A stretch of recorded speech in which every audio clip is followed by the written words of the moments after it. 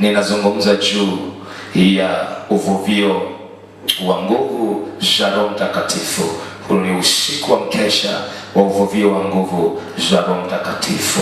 Jumatano nilizungumza kwa sehemu, waliokuwepo wanajua nilichokizungumza, lakini wanaotufuatilia kwenye YouTube, kwenye Instagram, kwenye mitandao yetu ya Facebook, wana masomo haya yanaendelea kupanda. Nini ambacho Mungu anakitaka kwetu? Nilizungumza juu ya kanisa, nilizungumza kwa mtumishi, na nilizungumza juu ya muamini mmoja mmoja, maana harisi ya uvuvio na ile neema ya uvuvio ndani ya kanisa. Leo ninakupa portion nyingine, uvuvio, ibada ya uvuvio. Ninapozungumza ibada ya uvuvio, uvuvio ni ishara ya nguvu ya Roho wa Mungu kwa muamini na kwa kanisa. Uvuvio ni ishara ya nguvu za Roho wa Mungu. Hakuna uvuvio mahali popote kama jina la Yesu Kristo halitamkwi. Hakuna ibada ya uvuvio ya nguvu ya Roho wa Mungu itakuwepo juu ya mtu, juu ya madhabahu, juu ya kanisa, kama si huyu Yesu wa Nazareti, mwana wa Daudi, aliyezaliwa kwenye tumbo la Bikira Maria kwa kusudi la ukombozi, akahubiliwa duniani, akakuwa, akaongezeka nguvu, amejaa hekima, ikimpendeza Mungu na wanadamu. Kama hiyo madhabahu haihubiri habari ya uvuvio wa nguvu za Roho, wewe unajua huyo sio Yesu aliyezaliwa na tumbo la Bikira Maria. Kwa sababu gani? Pale pana uvuvio mwingine. Na tafsiri hii nyepesi, uvuvio, narudia, ni nguvu ya Roho wa Mungu na kwa muamini na kwa kanisa. Mbili, uvuvio huambatana na nguvu za Mungu katika kumwongoza kiongozi wa kundi, kanisa, waamini katika unyoofu na mafanikio ya jambo. Narudia, uvuvio huambatana na nguvu za Mungu katika kumwongoza kiongozi wa kundi, huduma, familia katika unyoofu wa jambo lililokusudiwa na kufikia mafanikio. Kwa mfano, leo hii injili inahubiriwa mataifa na makabila. Yesu ilimpasa aandae wanafunzi 12, akawatengeneza wanafunzi 10.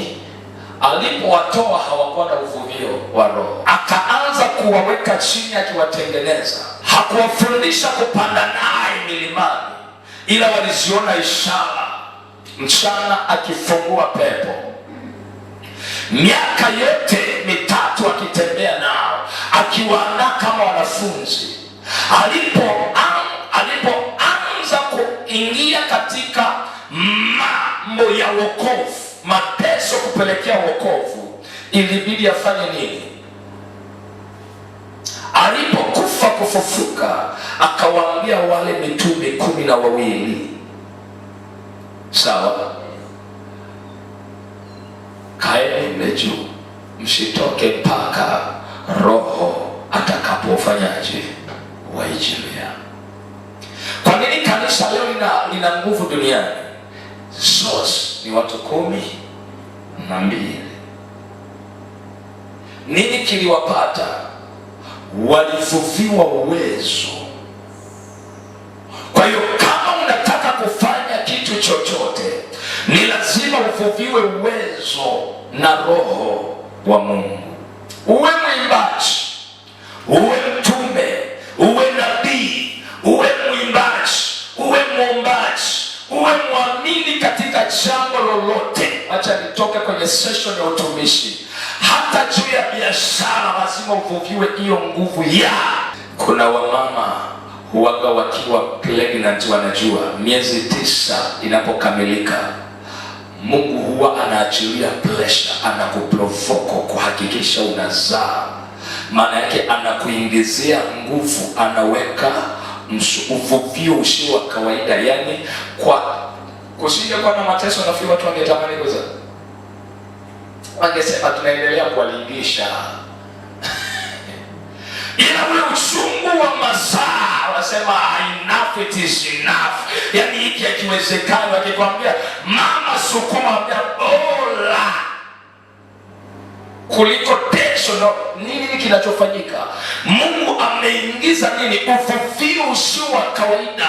Bila ule uvuvio, bila ule uvuvio mtoto asingezaliwa kwa watu wengine. Ila ule uvuvio mama anaopitia, anasema wacha ni push kuliko tesho nalolipata, kuliko uchungu naopata. Ndivyo ulivyo kwa mtu mwenye vision. Ndivyo ilivyo juu ya mtu aliyeitwa. Ndivyo ilivyo juu ya mtu mwenye kusudi la Mungu. Ukiona kuna kitu hakiko sawa ndani yako, wewe unajua ule uchungu, uvuvio wa roho ndani yako upo. Kwa hiyo huwezi ukaparticipate sawa sawa, kwa sababu ndani yako una pressure ya kukizaa kile kitu. Sijui kama kuna mtu ananielewa. Sijui kama kuna mtu ananielewa. Ndio maana nikasema kanisa, kuna watu wengi wameitwa ila wamekosa uvuvio wa roho. Kuna watu wengi wana vipawa. Hatari ya Kristo aliyekosa uvuvio wa roho, yuko hatarini kuvamiwa na roho chafu. Nikisema hivi nina maana, kuna kitu nataka nikufundishe hapa. Kuna uvuvio wa nuru ambao ni Kristo Yesu, na kuna uvuvio wa pepo, yaani unaitwa uvuvio wa kuzimu. Nilikuwa nakuongoza maombi hapa, kama hukuomba imekula kwako. Haribu uvuvio wa kuzimu. Uvuvio wa kuzimu na uvuvio wa nuru ni vitu viwili tofauti. Kila uvuvio una nguvu. Kwa hiyo nikizungumza juu ya uvuvio wa kuzimu, ninatafsiri habari ya kuharibu nguvu za giza zinazo operate nje na ndani yako. Omba juu ya uvuvio, kuharibu uvuvio wa giza wa kuzimu.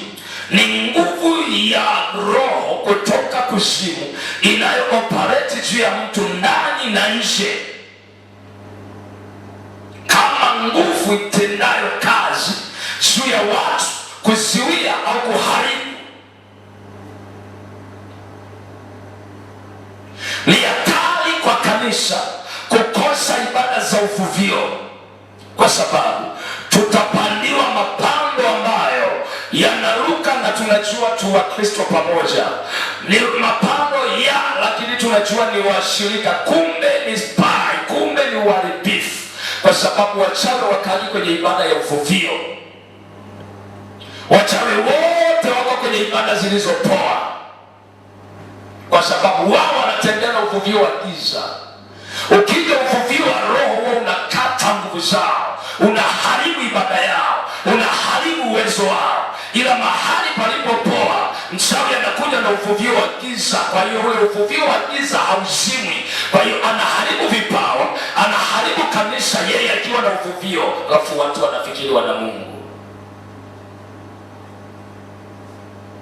Najaribu kukupeleka mahali. Inua mkono wako na niseme asante Yesu. Nifungue tu usiku wa leo. Achilia moto wako ndani yangu katika jina la Yesu aliye hai. Amen. Uvuvio, faida ya uvuvio unapomkalia mtu, unapotafuta na kufanya ibada ya uvuvio wa Roho Mtakatifu. Faida kwa mshirika kuwa na uvuvio wa Roho Mtakatifu ndani yake. Faida ya kwanza usiku wa leo, humsaidia mtu kutimiza kusudi la Mungu ndani yake. Uvuvio wa nguvu za Roho humsaidia mtu kutimiza kusudi la Mungu ndani yake, uliosababishiwa kuzaliwa, liliosababishiwa uokoke. Yaani kuokoka kwako si kwa bahati mbaya, na kuzaliwa kwako si kwa bahati mbaya. Yaani kuokoka kuna kusudi na kuzaliwa kuna kusudi. Kwa hiyo uvuvio wa nguvu za Roho huwa unamsaidia mtu kuhakikisha anafanyaje? Anatimiza kusudi la Mungu ndani yake.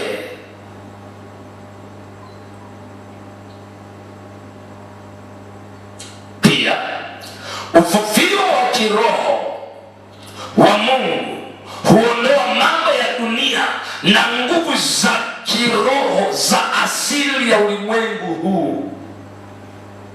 Yaani kuna watu mpo, lakini asili ya mambo ya dunia ya ulimwengu huu yamewabeba, yamewachukua. Kwa sababu gani?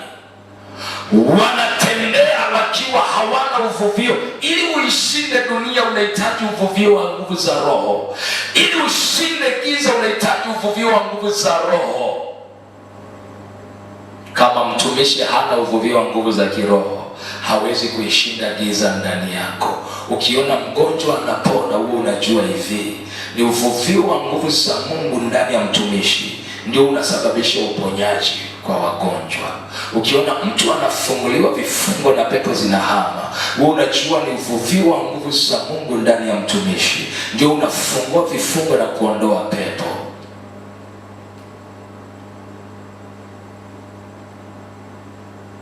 Haleluya, haleluya. Kwa hiyo aina hizi mbili za uvuvio lazima uzielewe juu ya maisha yako. Nitakwambia sababu. Mahali popote penye uvuvio, mwambie jirani yako uvuvio. Mwambie tena uvuvio. Mwanangu, uvuvio wowote unaokufuata au unaoinuka huwa unaanza na taarifa. Taarifa hii ni nini? Ndoto. Ndoto. Ndoto ni uvuvio wa kiroho. Kama ni ndoto mbaya, wewe unajua kuna uvuvio wa kiroho kutoka gizani, kuzimu, umeinuliwa kukuharibu au kukusababishia namna ya ndoto uliyoiota. Usipoelewa kwamba hapa ni lazima nishinde uvuvio roho, nguvu za roho zitokanazo kuzimu, ni ushinde uvuvio wa giza, kwa sababu ninautafuta uvuvio wa nuru, hauwezi kushinda hiyo vita. Nuru inapozungumza, wewe unajua huwa kuna uvuvio wa nuru juu ya watu na juu ya kanisa. Yaani Tanzania waombaji wanajua majira haya ni uvuvio wa watu gani. Ndio maana hawapigi kelele wanaojua roho. Yaani tunatembea Tanzania, lakini roho ipi inaopaleti? Nilishakawahi kukwambia habari ya Dodoma, nilishakawahi kukwambia habari ya Chameleone. Kwa hiyo mimi sikusaki hizo engo, kwa sababu ninajua roho na uvuvio inayoopaleti Tanzania ni roho ya kinyonga juu ya watu fulani. Hata awe mwema, ila ukimweka kwenye system hiyo roho itamkaa, kesho utamshangaa. Hivi ndio huyu kweli niliongea naye? Hivi ndio huyu kweli aliyekuwa mtu mwema? Kwa sababu yuko kwenye system ya Chameleone. Kwa hiyo hawezi kuacha kuwa la sivyo awe terminated, asikae kwenye position. Ila kama utamkuta mtu yuko kwenye mfumo, lazima awe kinyonga. Maana hiyo ndio uvuvio ulioinuliwa Tanzania, na waombaji hawakuona na hawakuushinda. Kwa hiyo sasa hivi mnaomba nilisubirini miaka, kwa sababu hakuna kitu kitakachobadilika. Narudia tena, hakuna kitu kitakachobadilika. Miaka ipite, kama vipi mnipige mawe, mimi nakuaga Mikaya.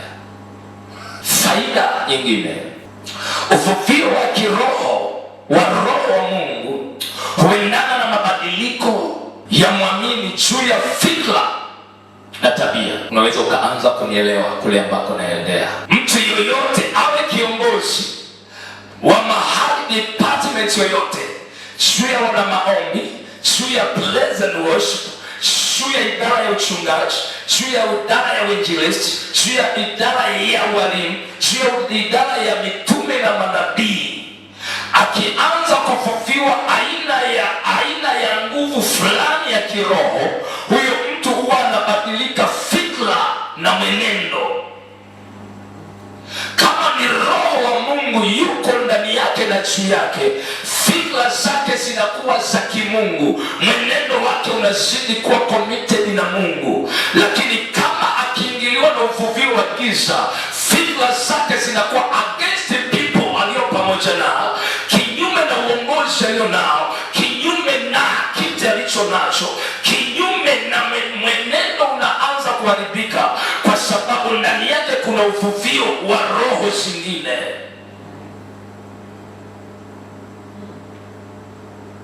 Narudia tena, faida uvuvio huu wa Mungu humbadilisha muumini fikra na tabia. Kwa hiyo kana mtu ukiona fikra yake ibadiliki, wewe unajua amepoteza uvuvio ndani yake. Wacha nikwambie kitu,